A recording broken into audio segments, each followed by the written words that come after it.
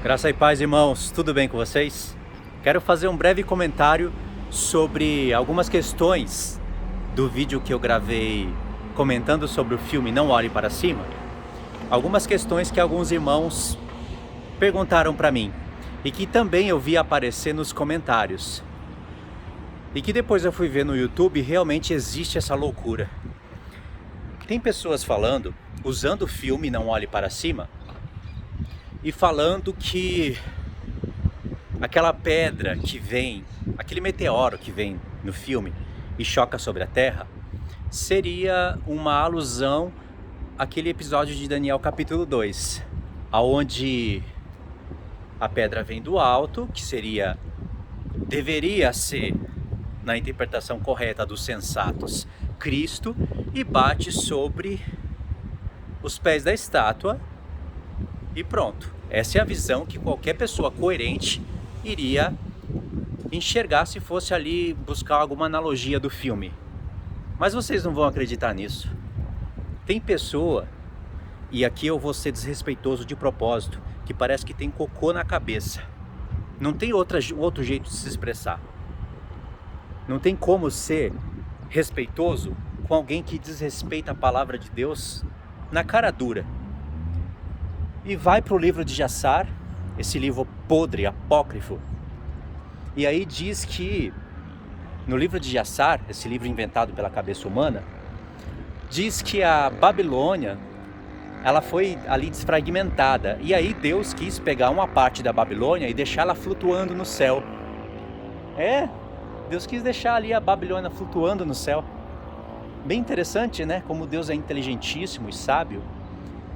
E aí, em Daniel 2, tem uma pedra que vem, é lançada do céu, bate nos pés da estátua e fere a estátua. E no próprio livro do profeta Daniel, na própria explicação, diz que aquela pedra foi cortada de um monte sem auxílio de mãos humanas. E aquela pedra que feriu os pés da estátua se tornou um grande reino, que a gente sabe que é o reino de Cristo. Aquela pedra, dentro daquela pedra está contida a revelação do arrebatamento da igreja, onde a igreja é arrebatada, se encontra com o Senhor Jesus nos ares. Vai ter um momento ali do Senhor reunir dos quatro cantos da terra todos os seus eleitos, ressuscitando os mortos primeiramente, enquanto o reino da besta vai fazer a junção de todos os seus exércitos, convidando lá os reis que vêm do Oriente, porque da boca do dragão, da besta e do falso profeta sai 3 espíritos de rãs, que são operadores de sinais, e eles vão lá chamar os reis de toda a terra, convocar os reis de toda a terra, e eles passam ali pelo rio Eufrates para uma batalha que é chamada de Batalha do Armagedon. Dentro desse período, que é um período profético e que poucos conseguem entender corretamente como se sucede,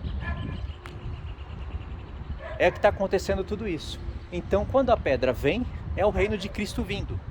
Cristo, já com a sua igreja glorificada, vindo para desfazer todo esse reino. Se você quisesse olhar essa visão, saindo da figura e indo para o lado literal, saindo da figura e indo para o figurado, vamos dizer assim, você poderia olhar para Apocalipse 19. Lá tem Cristo no cavaleiro branco, com a sua igreja glorificada atrás, e ali eles vão batalhar contra a besta e os reis da terra. É a pedra que vem, o reino eterno que vem e bate na grande Babilônia. Tá difícil de entender isso? Não, né?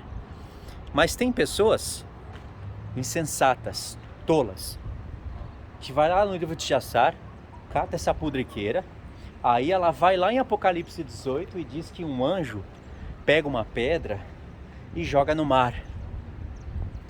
E aí diz, assim será arrojada a grande Babilônia. Ou seja, eles falam que a Babilônia que está caindo do céu na terra, e aí está cumprindo o Apocalipse 18, que não tem nada a ver com isso. Só que,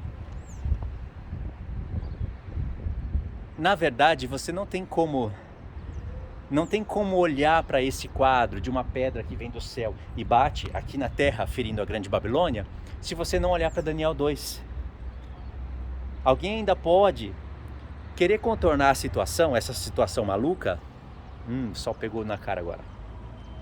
Alguém pode querer contornar essa situação maluca e falar, não, Daniel 2 é um episódio, Apocalipse 18 é outro. Mas não é. São os mesmos episódios. Só que em Apocalipse 18 está falando que um anjo grande e forte desce, ilumina toda a terra e ele acaba com a Babilônia. Ele pega a Babilônia e joga ela no mar. O que significa isso? Esse mar, a gente sabe que significa sim, povos, línguas e nações. É um modo de dizer que a grande Babilônia vai ser toda destruída. Tanto é que em Apocalipse 21 diz que o mar já não existe. Não pode ser um mar literal. Entendeu? Não tem como usar o livro de Jassar, porque ele é uma sucessão de distorções bíblicas. Não é só porque a Torá mencionou o livro de Jassar, que a gente vai olhar para qualquer livro que aparecer aí e vai falar é ele, é esse. Não é? Porque se eu não me engano, eu já ouvi esse livro, tem que ter muita paciência para ouvir esse livro, porque é loucura atrás de loucura. Se eu não me engano, é nesse livro que fala que Melquisedeque descende de Sem. Como que pode isso? Como que pode Melquisedeque ser descendente de Sem, sendo que o escritor de Hebreus disse que Melquisedeque, ele não tem pai, não tem mãe, não tem genealogia, que significa, na mente do escritor de Hebreus, e que ele escreveu, conclusão, não tem princípio de dias e nem fim de existência, feito eternamente semelhante ao Filho de Deus, mostrando que Melquisedeque era uma aparição do Filho de Deus. É uma aparição. Não era o tempo do Filho de Deus vir se fazer homem, mas ele teve aparições no Antigo Testamento. Ele era o próprio anjo do Senhor.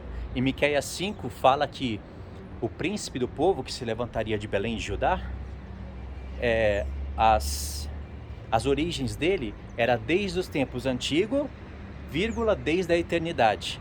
Desde os tempos antigos quer dizer que ele tem aparições no Antigo Testamento. É o anjo do Senhor, aquele que aparece para Josué com uma espada, que era o príncipe dos exércitos de Israel. Aparece na sarça ardente e vários outros momentos que eu não estou lembrando. Então, esse que se levantaria para governar o povo, em Miqueias 5, cujas origens são desde os tempos antigos, fala disso. E desde a eternidade fala da existência eterna dele, quando ele sempre coexistiu com o Pai. Entendeu? Então o livro de Melquisedeque, o livro de Jassar, quando narra essa parte, se revela apócrifo e herético. Ou então o escritor de Hebreus, a carta de Hebreus, o livro de Hebreus, ele é apócrifo. Não tem como conciliar essas ideias.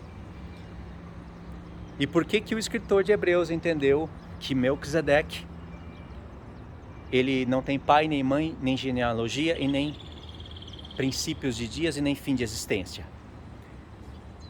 Primeiro que ele entendeu que um homem que abençoa o outro, esse que abençoa é maior, e ele abençoou Abraão que tinha as promessas. E de todos os homens importantes da Bíblia, tem a genealogia. Se Melquisedeque fosse nascido de homem, tinha que ter na Bíblia a genealogia dele. E não tem, ele só aparece 2 vezes na Bíblia. Uma lá em Gênesis 14, se eu não me engano, e outra lá no livro de Salmos. No Salmo 110, não é? Que Cristo seria da ordem de Melquisedeque. Pronto, isso é bíblico, é racional, a gente consegue entender o raciocínio do escritor de Hebreus. O que significa que o livro de Jassar é apócrifo. Entendeu? Então aquela pedra que vem do céu e bate nos pés da estátua é o reino de Cristo. E não tem nada a ver com o Apocalipse 18, porque o Apocalipse 18 não está falando de uma pedra que vem do céu e bate nos pés da estátua, e não está falando que um anjo vai arrojar literalmente um pedaço da Babilônia que estava no céu. Isso é deboche, né? Parece que é para debochar da nossa cara. Por isso que eu falo, é cocô na cabeça, só pode, tá bom? Só fiz um comentário sobre isso porque eu acho que é válido, né? Tem muita gente que fica com dúvida. Tem gente que acredita.